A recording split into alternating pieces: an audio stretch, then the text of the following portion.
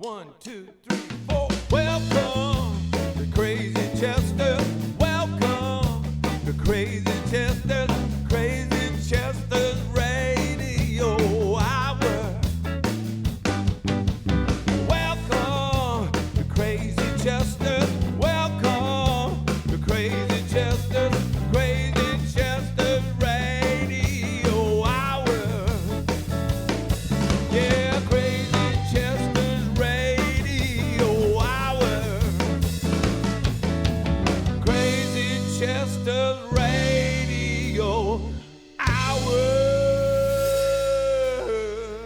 Yeah, hello everyone and welcome to the Crazy Chester Radio Hour.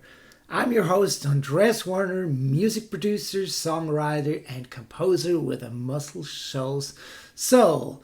Now, after last week's episode with Hans Tessink, we have another blues and roots music heavyweights at the podcast.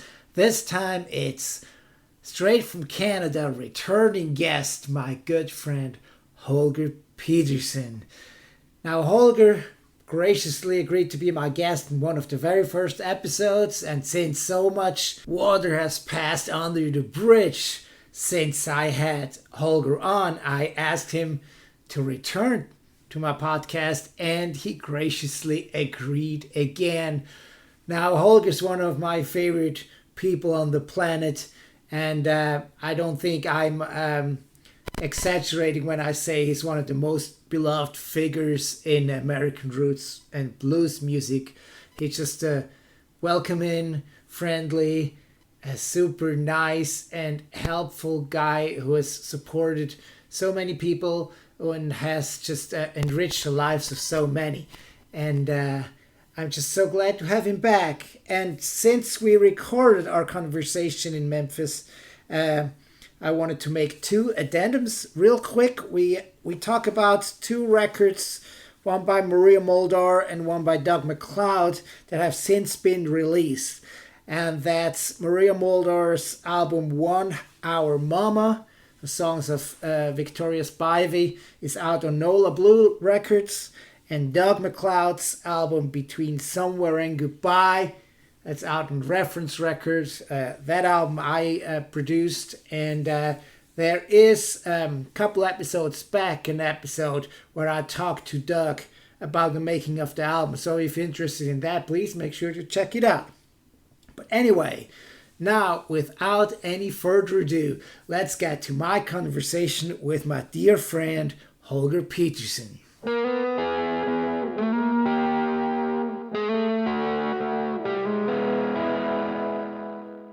Holger, thank you for sitting down with me. We're here in Memphis for the Blues Awards, like we have been for quite a few years now, and I just want to thank you for being my companion this week. Well, it's always a pleasure to get together with you anywhere, but especially at the Blues Awards. We have some adventures and run into some very, very cool people, and it's always exciting to be in Memphis, of course, too. It sure is, and I don't think this year's an exception. We're going to hear some great music, and as you said, we'll meet some interesting people and friends. Yeah. And I always look forward to coming down. It seems a little bit like a family reunion. Yes, that's right. And you agreed to talk to me for my podcast a few years ago, and we basically chronicle like the main arc of your professional career in music.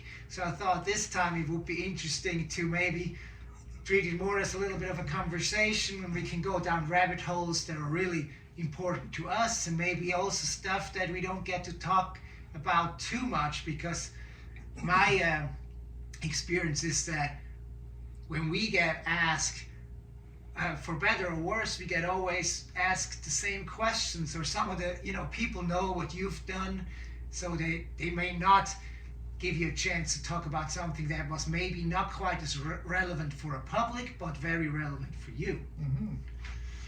So one thing that's super interesting to me regarding like your life is you in Canada, getting infatuated with the blues and American roots music, and I wondered what led to you wanting to pursue this life professionally and not just as a fan or as a drummer.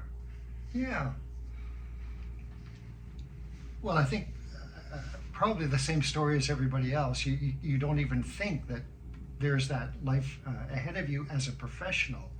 You love the music, you love the people, you love, seeing it from a distance. But you never think that, I could be part of this, and I'm not sure how. But so for me, it was just following a lot of different threads. Being really interested in the British invasion after seeing the Beatles on Ed Sullivan, like everybody else, and then following the next year or two with the Animals and the Stones and the Yardbirds, and later, Manfred Mann about the same time, but I would say the Spencer Davis Group, so many great musicians and so much good music coming out of Britain, and it was all related to blues. Especially the Stones opened that door. I started collecting records, and you'd see references to songwriters, and that would be, McKinley Morganfield and McDaniels and people who were famous blues artists. And then you follow that to, say, John Mayall, and it gets a little deeper. And then you follow that from to the Chicago originators and the Delta and Memphis. And it just, there's no end, of course, as you well know, and it's still going on and on. So there's that respect and that knowledge that you're kind of building on. And I would buy every magazine or book or whatever I could on the subject, which was not a lot back in. That's something that's interesting to me too, because now we're kind of used to this overflow of information that's available to us. But back like in the 60s going into the 70s, as you said, you had the records, liner notes was imperative, really, and certain magazines. So that's probably some pretty much the only information you were able to actually obtain, right? There was that, and in Canada we were lucky. We had CBC television, and every day, I think maybe at 5:30, they would have a half-hour TV show, and it would be from Halifax, and they always had Canadian bands and guest artists, and Toronto and Winnipeg and Vancouver, and then they had the Oscar Brand show, which I think came out of the States, but they plugged that in because he was originally from Winnipeg. Yeah. And on his show, his television show, I remember seeing, Jesse Fuller, who blew my mind, Josh White also, and Sonny Terry and Brownie McGee, the Queskin Jug Band, the Jim Queskin Jug Band with Maria and Jeff Molnar. Seeing those people and just being blown away by that kind of music, folk and blues and country blues. Yeah. So that was really lucky to find that. Yeah. So some of the early artists you worked with in a producer capacity was like Walter Horton, Johnny Shines. How did you approach those guys, or how did it come about that you actually got to work with those guys in a professional capacity? The first one was Walter Horton, and at that point I had decided my ambition was to produce a record, and at 45 I just thought I'd love to see my name on it, and how am I going to do that? I'm okay drummer, but the idea of taking artists into the studio and working with them and allowing them to do what they did, that was it was paramount. So by coincidence, in April of 1972, I had already started working on a 45 by this band called Hot Cottage in Edmonton. I was the original drummer, but I eased out of that to become involved in other areas and work with different artists and that sort of thing. But I thought, I want to produce a record, and these guys would be great. So I actually had studio time booked, And Willie Dixon's Chicago Blues All-Stars came through Edmonton. They played the Jubilee Auditorium. It was an all-star band. Walter Shaky Horton was on harmonica, Frank Swan on drums, Buster Benton and Willie Dixon, Lafayette Leake. It was a great band. I went backstage. Willie Dixon was very kind and hospitable. I did an interview with him. I knew about Walter Horton's reputation. He didn't really talk to people and this and that. But I introduced myself to Walter. So after the interview with Willie, he said, well, we're in town for the next 2 or 3 days. Our next gig is in Vancouver, and we're going to stay in Edmonton, then we're going to drive to Vancouver. And they had this old van, beat-up van. He said, if you want to come and hang out at the hotel and do some more interviewing or just hang out, he said, you're welcome to. And I said, thank you. I'll see you tomorrow. So I showed up at the hotel, and I'm doing an interview with Willie. And there's a knock on the door, and Walter comes in. And I said, Walter, is there any chance I could do an interview with you after I'm finished with Willie? And he said, yeah, sure. So he was just down the hall. So went and knocked on his door, did the interview with him, and he had a bottle of Teacher's Scotch there. And I said, I know you're leaving tomorrow early afternoon. I said, I have a session booked for tomorrow at 10 or 11. I said, is there any way that you'd consider playing harmonica on 2 songs, and I can pay you this amount of money? I'll pick you up at this time and make sure you come back and get here, a couple hours later. And he said, sure. And we couldn't believe it. At that point, Walter Horton, of course, had worked with Muddy Waters and was one of the great harmonica legends of all time, had also worked on the first Columbia Johnny Winter album and also the Fleetwood Mac in Chicago record. I have a question for you that always interests me. How comes that he was known under different names? Walter Shaky, Big Walter Horton. Yeah. So what was like his preferred, or who decided what he was? Because he's billed as the two different ways. You know what? That's a really good question. I don't think I ever asked him that. He had gone with Shaky Horton on the Fleetwood Mac record, I think. Mm-hmm. And, so that's what I worked with him under. I was always thinking, well, maybe, there's little Walter, and maybe you didn't want to be the other Walter. It's little, big, different, and maybe you thought, well, I have a little bit more of an identity if I'm not just a big too little. I don't know. Yeah. That's all. So, another thing that maybe you can talk a little bit about the session itself, like sure. How the dynamics or how that all worked out. And it was only a couple hours, right? It was. I got in touch with the band, and they were all blues fans. I said, guess what? We're going to do this thing. And they were all very excited. We decided the 2 tunes. One was an instrumental we called Shaky's Edmonton Blues. And another was an instrumental, which was an up-tempo instrumental called Joe Chicago, which has a life of its own. It's still the theme song on my CBC radio show. Yeah. Which I think is kind of cool. The very first song I ever produced is still the theme song on my CBC radio show. So all right. That's pretty cool. But yeah, we did that.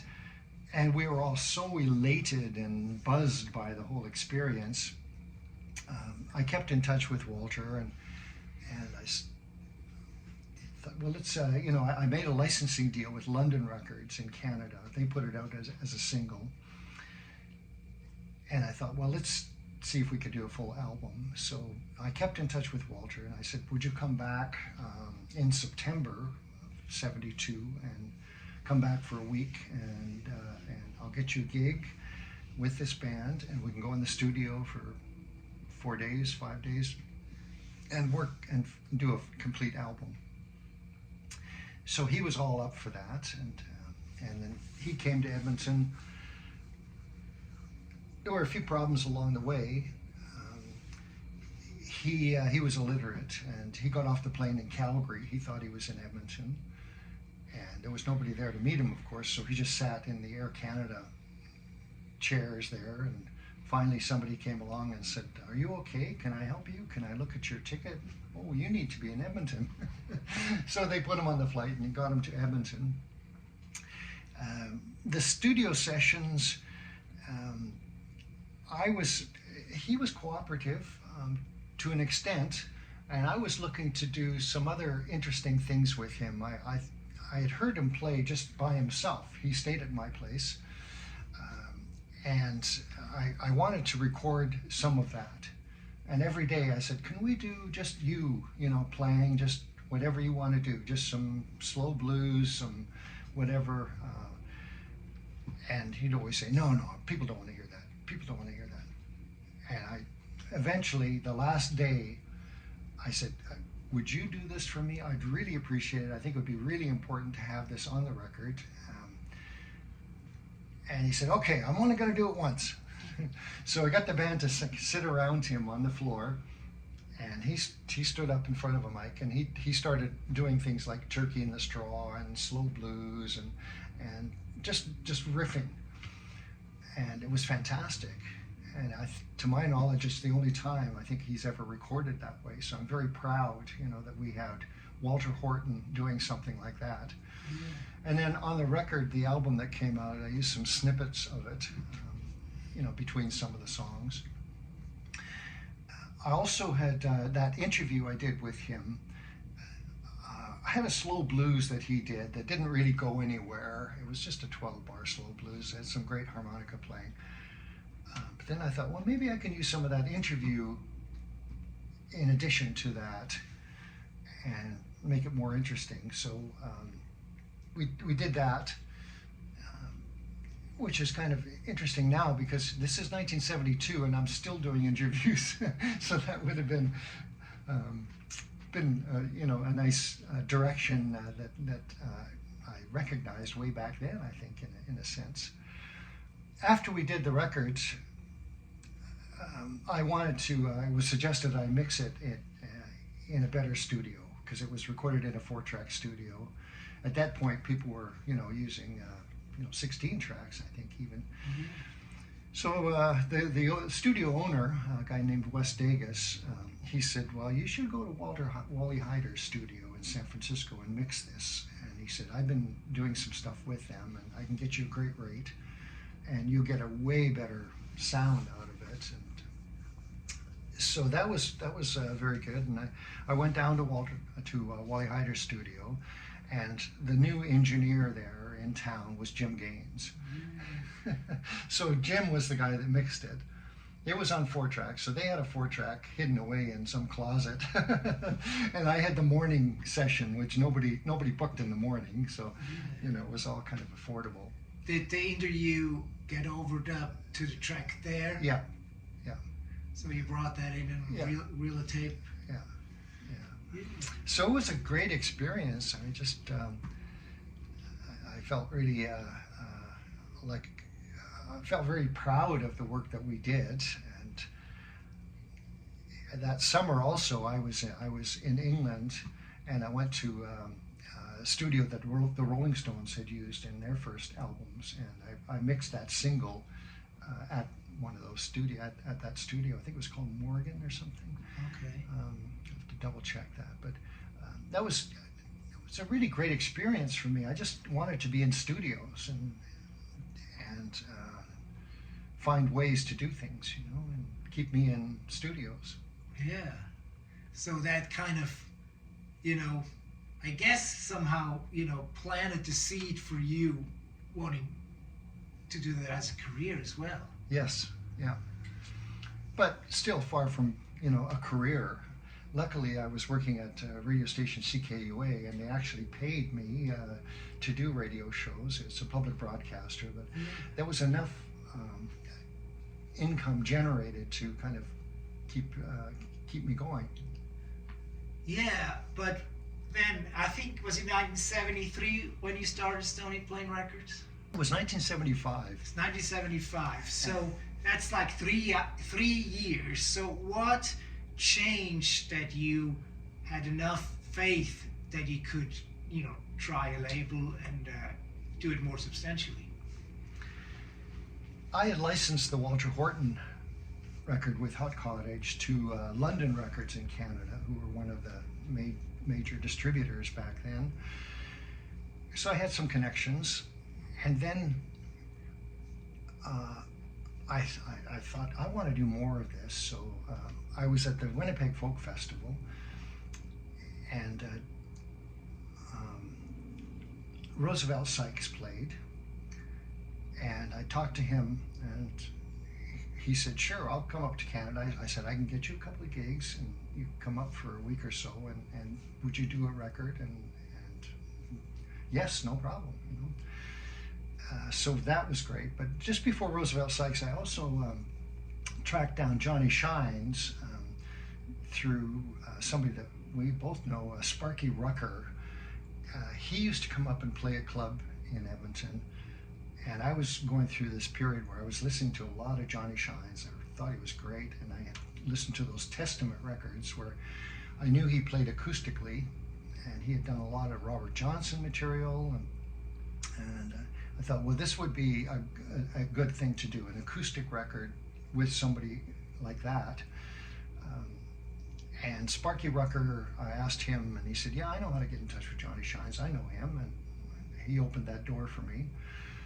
And Johnny Shines turned out to be just a really wonderful guy, and said, sure, I'll come up to Canada and we can do this. And we worked it out. So he came up and we did this record. And that one I licensed to Transatlantic Records in England.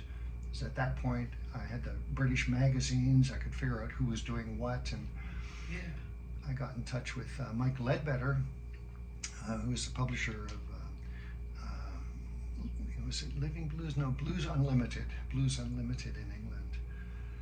And I sent him the tapes of the record, and I said, I've got this Walter Horton record. Do you have any suggestions on who might be interested in England? And he was just very kind, and he said yes. He came back to me, he said, here's a couple of good options. Both of these companies I think would want to put it out. I pursued that and made a deal with Transatlantic.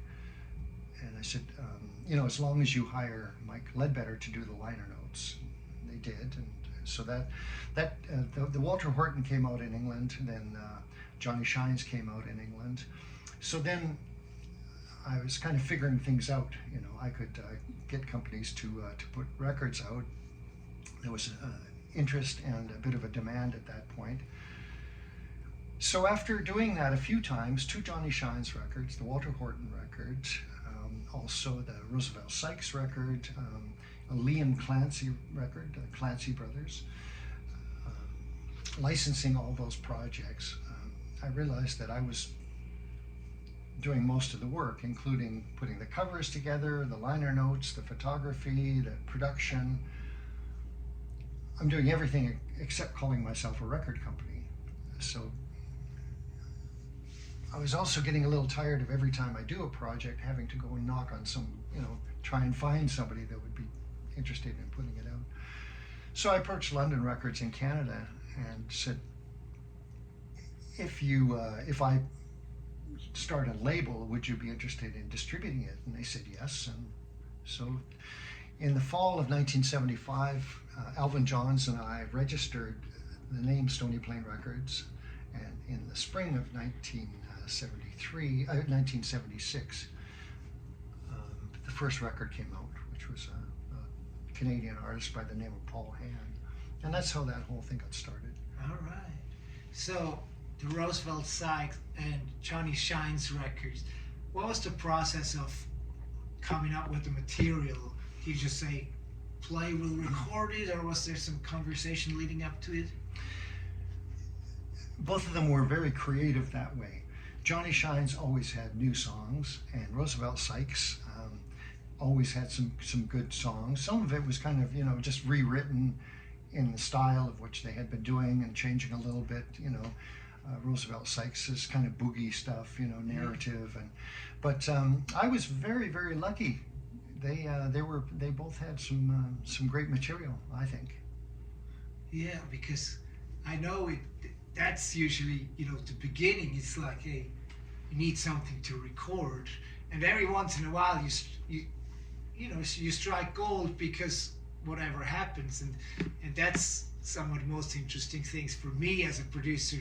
Is like, well, maybe there's a certain uncertainty in the beginning, but then like the dynamics, develop into a way where it just makes a lot of sense and it's really good. Yeah, you never know about that part of it, of course. Yeah. But I was really lucky, and also working with people who had a very strong musical identity. Sure. Both of them certainly did. Yeah. It reminds me a little bit of the first time I worked with Doug McLeod in the studio, because I basically just approached him and said, hey, I love what you're doing. If you ever want to do something, let's do it. And he just called me up and said, hey, want to do something? But we just had the studio for a few days and it was just solo acoustic, so we just kind of let him do what he does. We recorded a lot of takes and there was a lot of really interesting stuff in there that people seemed to like enough to give us a blues award for last year. And that was so well deserved, and the new record sounds great. Is it out now? The new record's coming out in June. Okay. on Reference Fresh Recordings. Yeah. The one we're nominated here, that came out last year. Yeah. But we just developed a friendship and a working relationship now. It's just like, I think really, really good for both of us. I mean, it seems like my end of the bargain is great because I get to work with a really great artist who's a really great person. And I think I can also contribute to what he does by just kind of applying what I do. And how important also just kind of the human connection is. I feel like that's like the foundation of it all, because if that works, I think you can make the other thing work. But if that's not there, then it's always hard to manufacture the creative relationship. That's a really good point. I totally agree with that. Yeah. You have to trust each other, and in order to get the best out of somebody, you just have to make them feel comfortable and that what they do is important. Yeah, and I've never seen you work in the studio, but I know you as a person. You're a really kind, considerate person, and I know how beloved you are in the blues community. So I can certainly see that your personality really is kind of made for being a really good conduit for good music, because I think you also have a good way to kind of voice your opinion, but at the same time also kind of be unobtrusive when you need to be. Does that make any sense? Yeah. I never considered myself to be a producer who could do the music very well, because I don't have that in my background.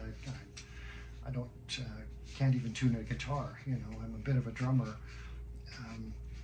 but the overall concept, I'm well organized, and I think that's a good part of being a record producer, is being well organized. Absolutely, and I mean, now I think even more when maybe resources are a little smaller, and pre-production or being organized is very important, because you don't want to waste time when you're on somebody's clock. Yeah. I can see that. Another thing that's about you that really fascinates me is also something that fascinates me about, it's kind of a generation of blues renaissance man. I'm talking about, you, Bruce Ziegler of Alligator Records, and I guess a little bit older, the Dick Watermans and the Chris Drackwitz, and one thing that's fascinating to me, you kind of almost like created an industry. I mean, I guess it was created, but then you kind of had to make it work for yourselves, fueled by your love of the music.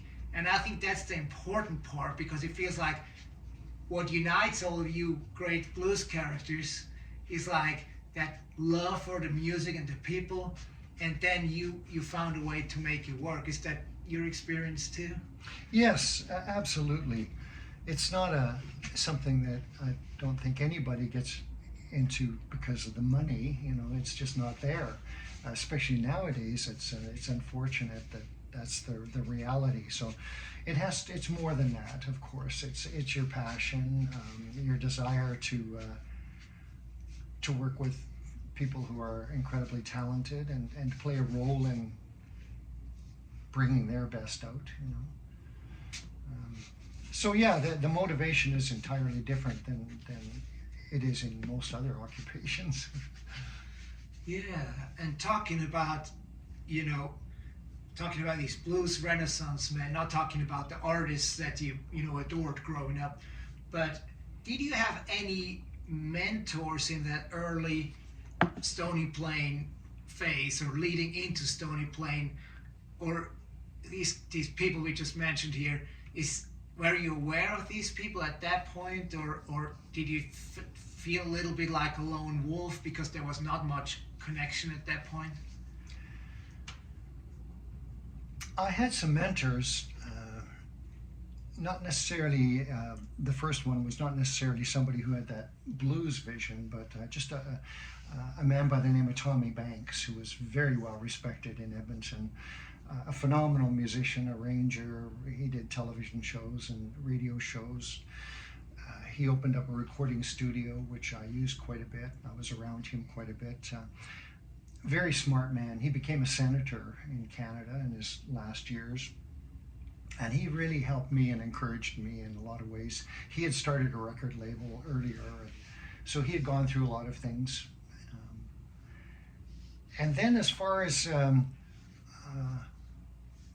I guess I got to know some of these people through just reading about them. Mike Ledbetter, who's the editor of that magazine in England, he was very, very generous. I just found that everybody in the blues community was that way. They were very generous. And when you read even like Living Blues, for example, there would be an invitation. If you're ever in Chicago, go to Bob Kester's store. Somebody there will help you out, and probably Bruce Iglauer. Go talk to him. He'll tell you where to go and what's going on, and may even join you and show you around Chicago. It was that kind of community. So that I think that generosity really helped me too. I felt that I could be part of that, and it wasn't a closed door. Yeah, you introduced me to several handfuls of really interesting people. I'd already met Bob Kester, but you introduced me to Bruce Iglauer, Mike Kappas, and Chris Trackwitz, and Dick Waterman. Besides, a lot of musicians. Doug Cox, who's younger, but who kind of shares the same spirit, I think. Yeah. And for me, it's always like, kind of like you, where I kind of in between, like I'm the musician and like the creative person on one side, but also always kind of interested in the dynamics behind the scenes. And these people, like you, we were able to kind of, have those different perspectives as well.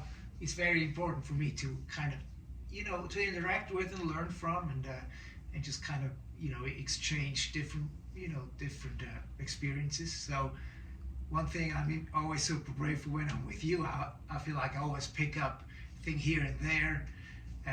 You might not even be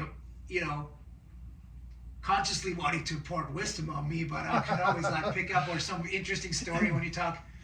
Last night with Duke Robillard and Maria Mulder, I just sit there to there's some life lived and some interesting stories always. Yeah, well, we're so lucky to work with people like that and be around people like that. Those are really dedicated, die-hard music people, and are accessible. They're not on some kind of a star trip or trying to keep people away from them. They love sharing their love of blues and roots music. So yeah, we're lucky. I found that with so many people that I've worked with and just had a chance to interview over the years. Just really enjoyed the whole process.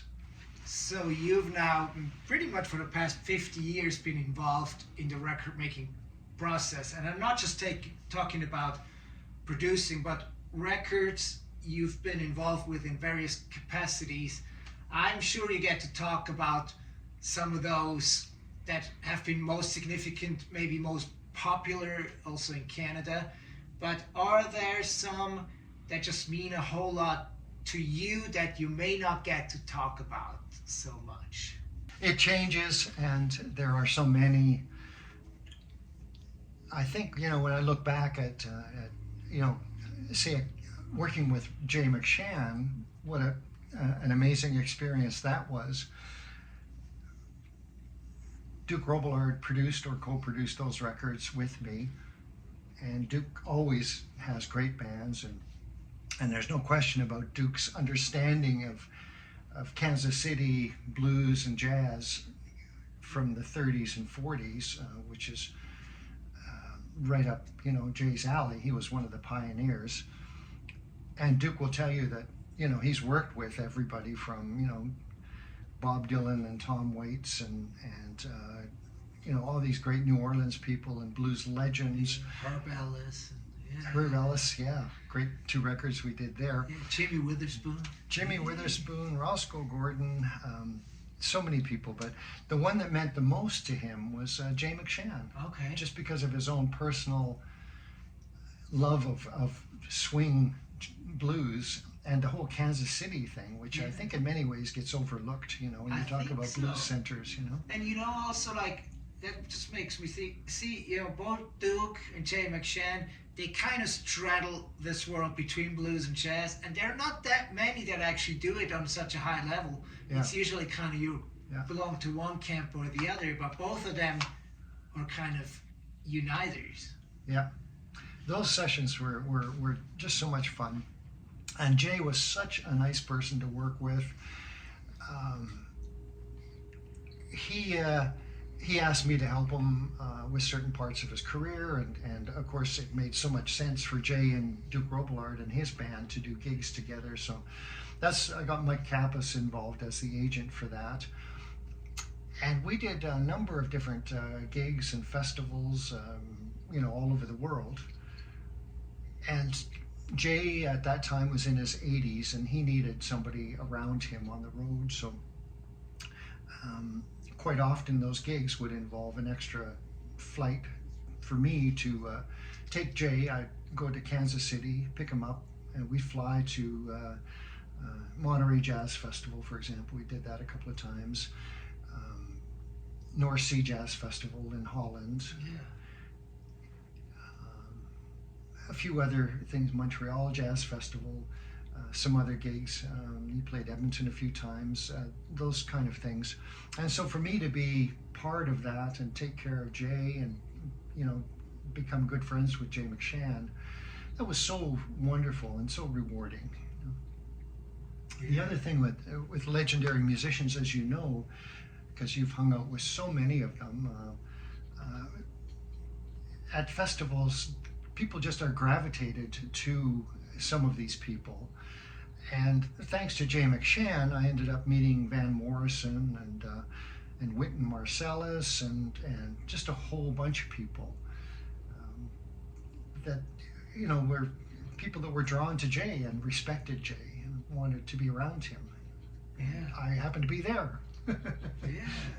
Yeah, I can relate to that too, because, I was also mentored by the musician songwriters in Muscle Shoals, and through their association I got a whole new world opened up to me as well, kind of like you're describing it with Van Morrison, people like that. Would you mind talking a little bit about Taj Mahal's Savoy record, because that came to fruition after we last talked on my Yes, podcast. sure. And I think it's a really great record. Thank you. That got rolling through.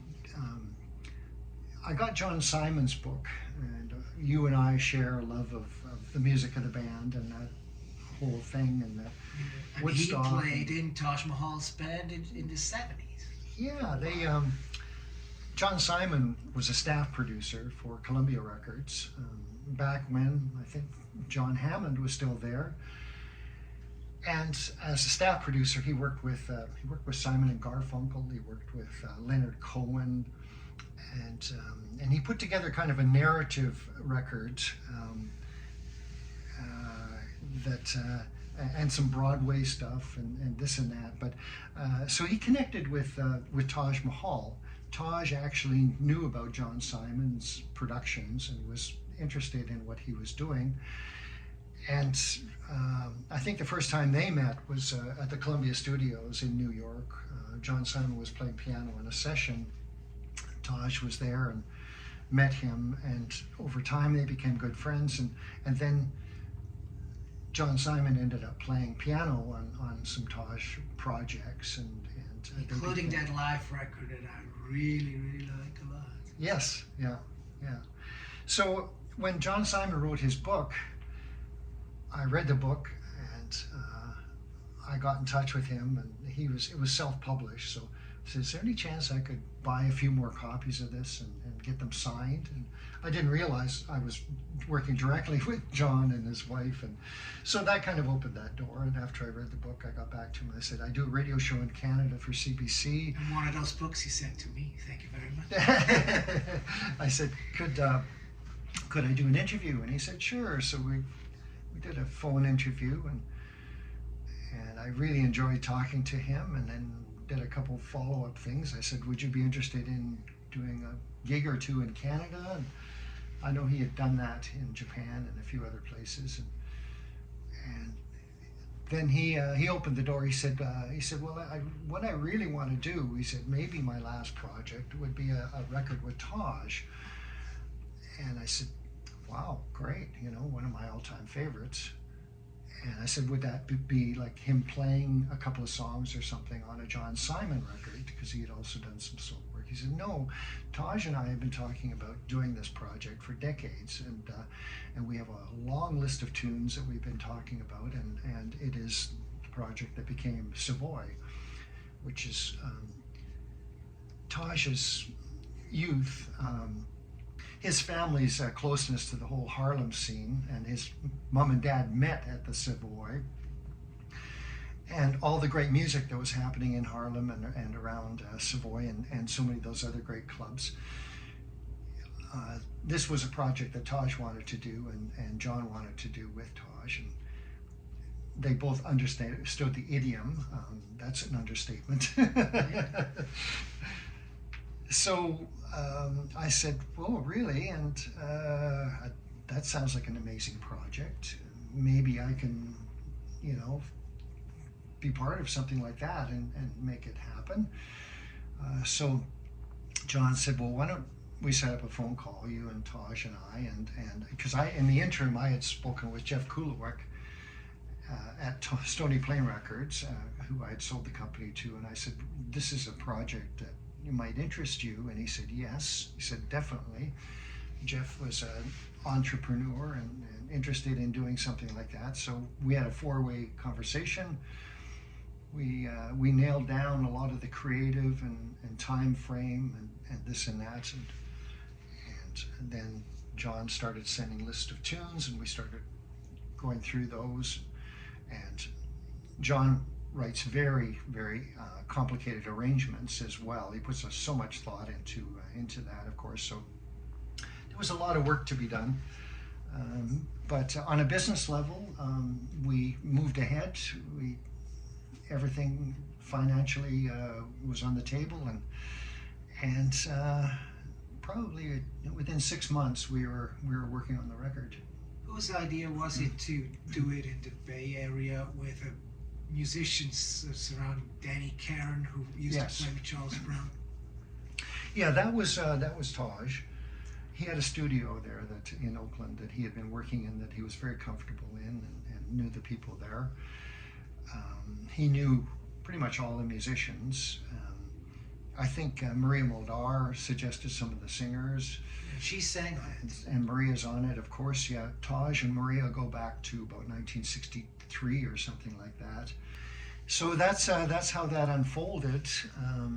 And John Simon worked on the arrangements, worked with the players, consummate pro. You know, he just, you know, knew how to work with a larger group of people, get things happening off the floor, inspire people, conduct the orchestra, write the charts, play piano. So he's on the floor. Manny, his partner, was in the control room, making sure that everything was being done properly and recorded properly.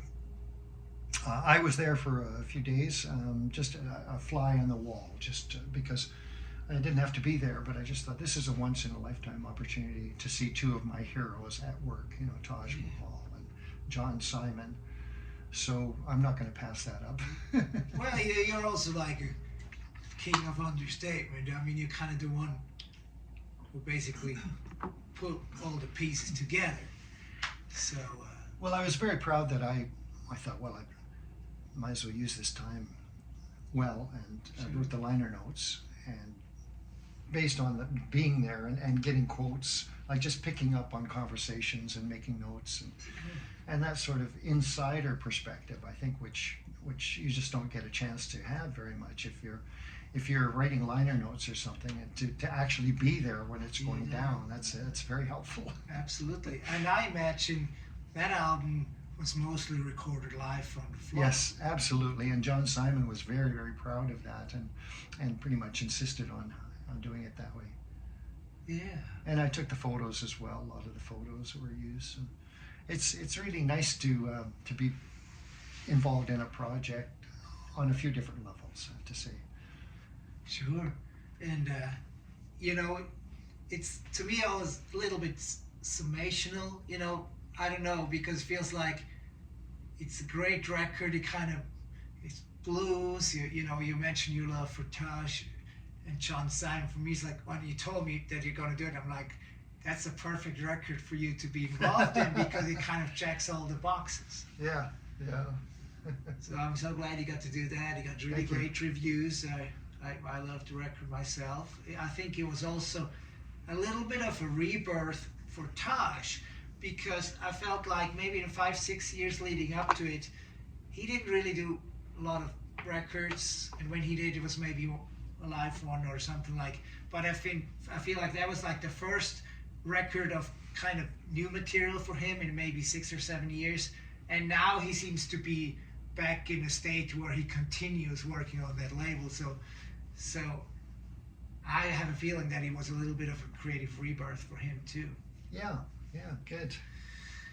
And he's sounding so good. He's still, you know, he's what, 82 now, and he brings it. He's such a pro, and there's nobody that sounds like Taj Mahal, and has the history of Taj. His appreciation for music, of course, is vast. Oh, absolutely. Knows Beyond more. the blues too. Yes, way, yeah. Yeah, it's interesting. You know, it's too like, well, you were around in the early days, and people like Johnny Shines and all, you know, the greats are still around, and then now he and Charlie Musselwhite and Buddy Guy, you know, are a few of the last kind of elder statesmen that are there now, and I think their role for a younger generation is really, for me it was B.B. King, you know, for me it was Honey Boy Edwards, for me it was, you know, an early generation that I've passed on, but it's really great. I just hope we can keep them as long as possible. Yeah, it's very important for sure. I think it's kind of like you know, they're like godfathers and mothers to, like, you know, Sal Maria, Bonnie Raitt, different people. I feel like you kind of need, they're kind of like the gravity, you know, and especially younger generations, they need some of that to be able to learn from, to measure against, you know, because I feel like the worst thing that can happen, you can always have the records that can go back, but it being palpable and you can touch it and you can see it just adds a different dimension, and the level of excellence and quality that these people bring to the table, people need to feel that, because only then they can measure themselves to it. Otherwise, I feel like if you don't know what great is, how can you aspire to great, you know? That's really a good point. Yeah. And you know, Yeah. I got to meet Taj through you too, which I can't thank you enough. And I think we're towards the end of our conversation now, but maybe just you now, you sold Stony Plain Records a little while ago. You're still doing your two, long, including probably the longest running blues, show maybe in the world. Yeah, I think it might be. Yeah.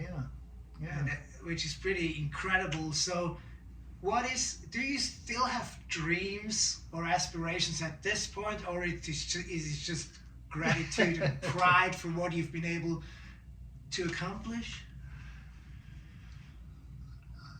I think I'm still, although I'm not producing records consistently for a label or that involved, I really like to just help people out, be a little bit of part of something.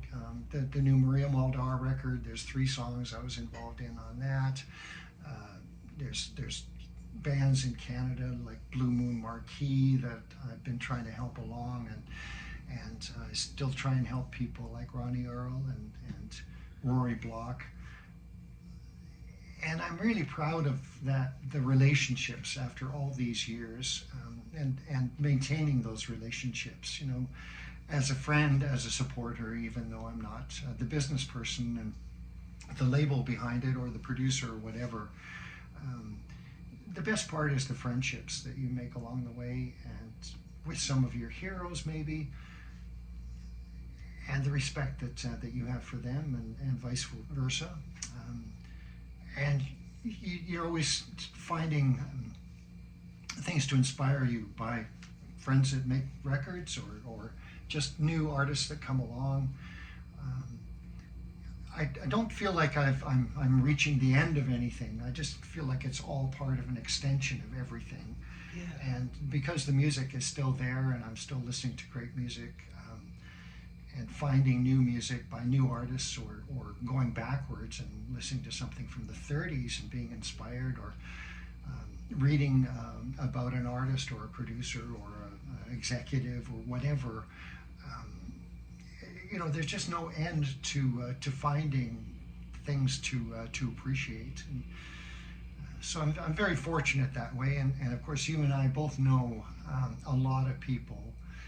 The sad part is when you hear about the Joe Louis Walker passing away, last week, and a lot of our friends, that comes with the territory, of course, But I think you just, we both maintain a real positive attitude and a grateful attitude about the people that we've been working with all these years, and maybe our small role in that, Do you still get to sit behind a drum kit every once in a while?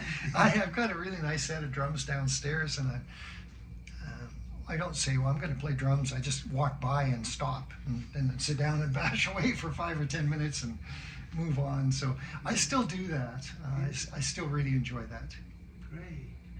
Well, thank you so much for your time. It's past hour. Thank you for your friendship and your continued being a light in my life. Well, I can't thank you enough, Andreas. From the very first time that we actually got to know each other a little bit, which was at MEDEM, and then you opening those doors for me, in muscle shows and with friends that you work with, and I know the respect that they have for you. So you should be incredibly satisfied and proud of what you've done and continue to do, and the relationships that you have and the respect that people have for you. It's big. Thank you so much, and I certainly don't take it for granted, because I feel like we both got to live our dream to a certain extent. Yeah. Thank you. Thank you, Andreas. Thank you. More dreams to come, more adventures. There you go.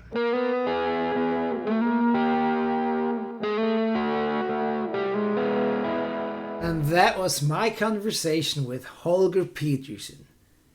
If you enjoyed today's episode, make sure to check out the first episode I did with Holger, which was episode 4 from 7 years ago.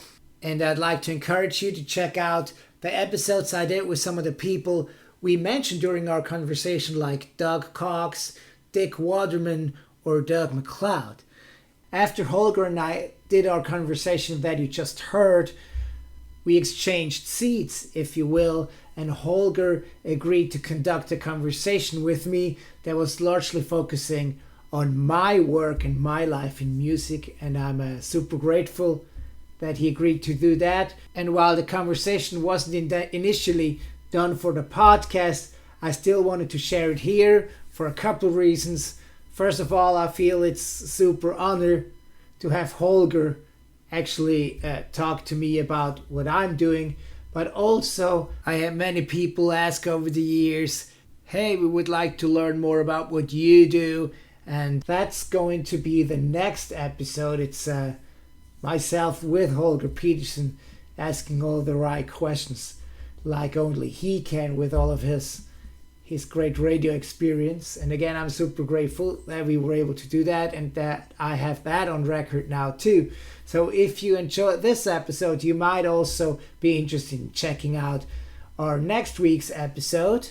And until then, please have a great week, enjoy all the best music you can, and I hope to catch you again next time.